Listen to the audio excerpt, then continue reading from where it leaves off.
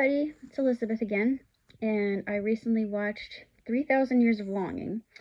Now, I know that this movie came out in 2022, but I hadn't had the chance to actually see it in the cinema.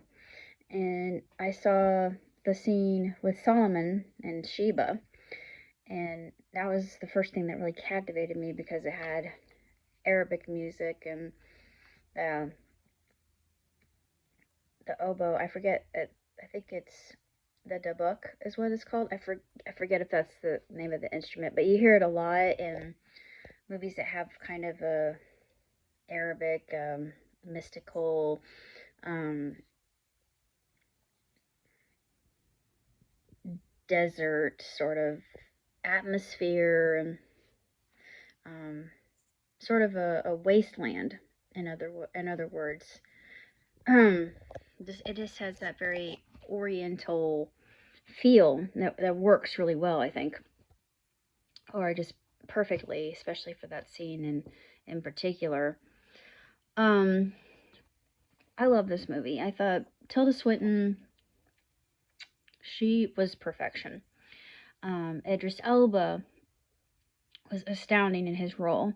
I've always loved Idris. Idris is a consummate actor, and I adored him and felt that what was so true about this is something that I ascribe to as well because I'm an authoress. So this movie really resonated with me, and it actually was very poignant and revolutionary as far as humans are concerned. And I think this should be watched by everybody because in some event we're all affected by stories.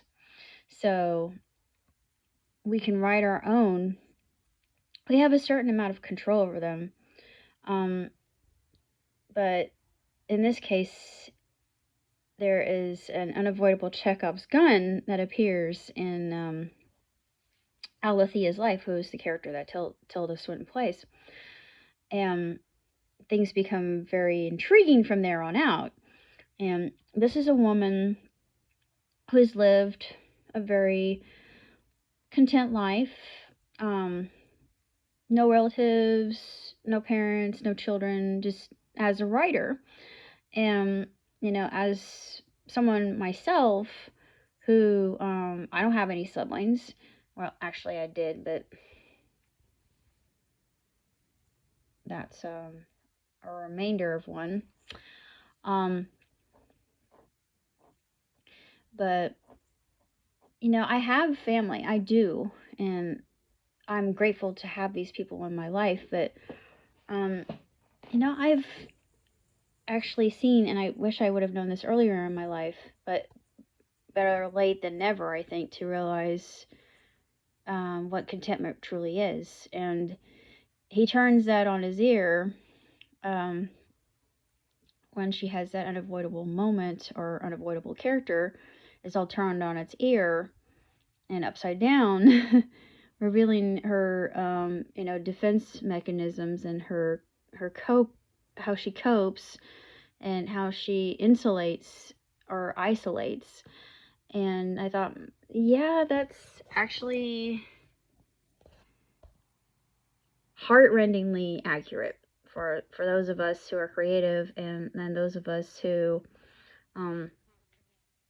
for lack of better options or circumstances or anything, just we find ourselves being solitary, even though we have great groups of people behind us or smaller circles, and we're unique. And I thought, yeah, this is true. This is a story of the outcast. This is a story of the one misfit who is trying to find purpose. And this movie's deep. It's very deep, and it really resonated with me. And if you're a person who adores story, especially that of African Arabic mythology, which I'm not too terribly familiar with. there are things that I have read from my childhood that, yeah, of course, I know.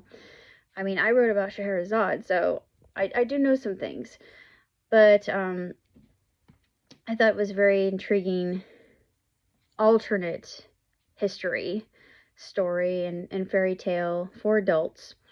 And it was just exquisite. It really was. The soundtrack, the costumery, the angles that the camera used to evoke and captivate and enchant and entrance and transfix the viewer into really being drawn in. It was one of those things that you're just completely locked in from the very beginning, because it's one of those stories.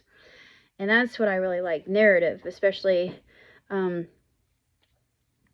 Tilda's character. Um, discussing that she was the narrator of her own life. So it was just so very philosophically fascinating, I think. Um, although there were parts of it that were predictable, I still think that it was just an exquisite movie from start to finish and deserves the highest of grades, even though a lot of people hadn't seen it. But it is just absolutely delightful. The ending was happy as well, and it was very wholesome and tender and very intriguing. Because in her own right, she had actually found her equal. So I thought, yeah, that's actually another truth to this film. But this movie, it gets 5 stars. You know, no vetching, no complaining, no nagging, no nothing. There weren't any lulls. It segued from one section to the next, and all were labeled like, you know, the chapters that the tale actually was. And everything had kind of an interlapping kind of um, leitmotif, I think. The leitmotif here was desire. Well, one of them, I should say, the most obvious one. And how it's just the take on that and how that was discussed. And yeah, it was just absolutely awe-inspiring. Um, I give 2 thumbs way up. If you haven't seen it, then see it now, especially if you're a fan of Tilda and Idris, because those two together have incredible chemistry. I thought their chemistry was wonderful. And that's basically all I have to say for now. So until next time, live long and prosper. Ciao, tutti. Catch you on the flip.